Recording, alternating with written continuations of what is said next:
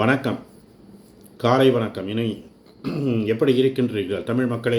நன்றாக இருக்கின்றீர்களா? அடை சாட்டை புறம்போக்கு திருப்பூர்க்கி இன்னொன்று திருந்திலையா? தேர்தலுக்கு முன்னே தான் சிவநாட்டத்தை பார்த்துருக்குங்க, சீமா நாட்டத்தை பார்த்துலன்னு சொல்லி ஒரு ஆங்காரத்தில் பேசினேன். அந்த யமனே வந்தாலுமே எங்களை ஒன்றும் செய்ய முடியாதுன்னு சொன்னேன். யமனுக்கே சவால் விட்டா நீ இன்னும் தெரிஞ்சில்லையா? இப்படி பேசி தான் நாம் தமிழர் கட்சியை கொண்டு போயிட்டு கல்லறையில் வச்சுட்ட. என்னென்ன மயிருக்கடா பேசிகிட்டு இருக்க நீ? என்னென்ன மயிருக்கு பேசிகிட்டு இருக்க? யார்டா நீ? நாம் தமிழர் கட்சிக்கு கொள்கை பரப்பு செயலராரா இல்லை நாம் தமிழர் கட்சியில் குழியை போட்டு புதைக்க வந்தவனா நீ? பொறுக்கி, தெருப்பொறுக்கி. விஜயை பற்றி பேசுகிறதுக்கு உனக்கு சரியாக 10 காணொலி இருக்குது. விஜயை பற்றி பேசுகிறதுக்கு உனக்கு 10 காணொலி ஒரு நாளைக்கு போடுற. என்றைக்காவது ஒரு நாள் நாம் தமிழர் கட்சியோட கொள்கையை பற்றி விலாவரியாக நீ பேசுனியா? சீமான் பேசுறது மக்களுக்கு புரியலன்னு வச்சுக்கோ. கொள்கை பரப்பு செயலாளர் நீ தானே, அதை எக்ஸ்பிளைன் பண்ணி சொன்னியா? அதை விரிவாக்கம் செஞ்சியா? சரி, அதை தான் விட்டுட்ட. தேர்தல் வாக்குறுதி ரிலீஸ் பண்ணாங்க, அதை பற்றி எப்பயாவது பேசுனியா? எப்போ பார் விஜய் டிவிக்கே பேசுனியா நீ? ஏண்டா புறம்போக்கு திருப்பூர்க்கி, நீலாம் ஒரு கொள்கை பரப்பு செயலாளர் மயிரான். சரி, அதை தான் விட்ட. மக்கள் பிரச்சனையை பற்றி பேசுனியா?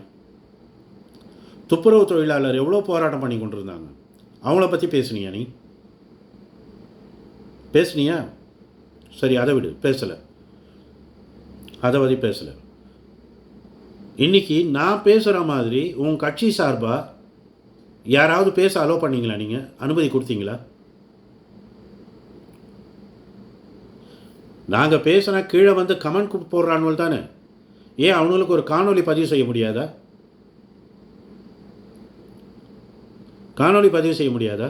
கொள்கைகளை பற்றி விளக்கி சொல்ல முடியாதா? இன்றைக்கி வந்து சீமானை தூக்கி பிடிச்சிக்கிட்டு ஆடுறாங்க தானே. ஏன் அவனுக்கு வந்து காணொலி பதிவு செய்ய இல்லாதா? மக்கள்கிட்ட கொண்டு போக இல்லாதா? ஏன் செய்யலை? ஏன்னு சொன்னால் நாம் தமிழர் கட்சியில் இருக்கிற தலைமை அதுக்கு அனுமதி கொடுக்கல. எங்கள் கட்சியில் அவங்க வளர்ந்துருவாங்களோன்னு சொல்லி பயந்தீங்க. அதுதான் இப்போவும் என்ன சொல்கிற? இனிமேல் தான் எங்களோட ஆட்டம் ஆரம்பிக்க போகுது. விஜய் எங்கே நிற்பாரோ அங்கே நானும் நிற்பேன். காற்றுல பறந்துட்டு தேர்தலில் நிற்கவே இல்லை நீ, சரியா? நான் நிற்கலைன்னாலும் என்னுடைய சாட்டை சுழலும். என்ன மயிர் அந்த சாட்டை என்ன உன்ட சுண்ணியில் சுற்றிட்டா இல்லை உன்ட இடுப்பில் சுற்றிட்டா? அதுவும் போச்சு. இப்போ வந்து சொல்கிற இனிமேல் தான் ஆட்டம் ஆரம்பம். என் ஆட்டம் இப்போ தான் ஆரம்பம். என்னடா பெரிய மயிராணி உன்ட ஆட்டம் ஆரம்பிக்கிறதுக்கு?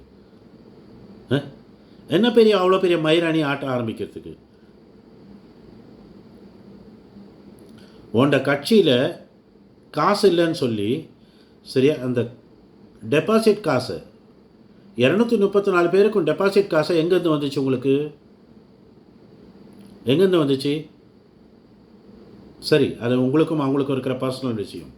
ஆனால் நான் கேட்குற கேள்வி, ஏதோ ஒரு நம்பிக்கையிலே தானே அவங்க அந்த காசை கொடுத்தாங்க. அந்த நம்பிக்கையை வீண் போ வைக்காம அட்லீஸ்ட் ஒரு 10 பேர் இல்லை ஒரு 5 பேர் அட உடியா கட்சி தலைவன் தேர்தலில் வின் பண்ணி சரியா அந்த டெபாசிட் தொகையாவது காப்பாற்றிருக்கலாம்ல, சட்டசபைக்கு போயிருக்கலாம்ல. அதுக்கு ஏதாவது முயற்சி எடுத்தீங்களா? ஏன்னு சொன்னால் அது உங்களோட சொந்த காசு. நீங்கள் உழைச்சிருந்தீங்கன்னு சொன்னால் அதோட அருமை தெரியும். எவனோ உழைச்சி எவனோ அனுப்புகிறான். உன்னைய மாதிரி புறம்போக்கெல்லாம் கட்சியில் வச்சோன்னு சொன்னால் அந்த கட்சியை கொண்டு போய்ட்டு குழியில் தாண்டா வைக்கணும். அதனால தான் நான் சொன்னேன் உனக்கு, நீ 445 தெவுடியாளுக்கு பிறந்தவன் சொல்லி. வழக்கு பதிவு செய்வேன், மதுரையில் போய்ட்டு வழக்கு பதிவு செய்வேன் அப்படின்னு சொன்னேன். நான் தைரியமாக ஓப்பனாக சேலஞ்ச் கொடுத்தேன். எந்த ஏரியா எந்த போலீஸ் ஸ்டேஷனுக்கு போகணும் என்ன பேருன்னு சொல்லி தைரியமாக சேலஞ்ச் கொடுத்தேன் உனக்கு. போய்ட்டு செய்டான்னு சொல்லி செஞ்சியா? ஏன்னா நீ செய்ய முடியாது. அதுக்கு நான் பேசுகிறதுக்கு அதிகமாக நீ பேசியிருக்க. உங்களுடைய மக்களே முகம் சுளிக்குமாறு நீ பேசியிருக்க. மீண்டும் சந்திக்கலாம். விடமாட்டேன் உன்னைய நான்.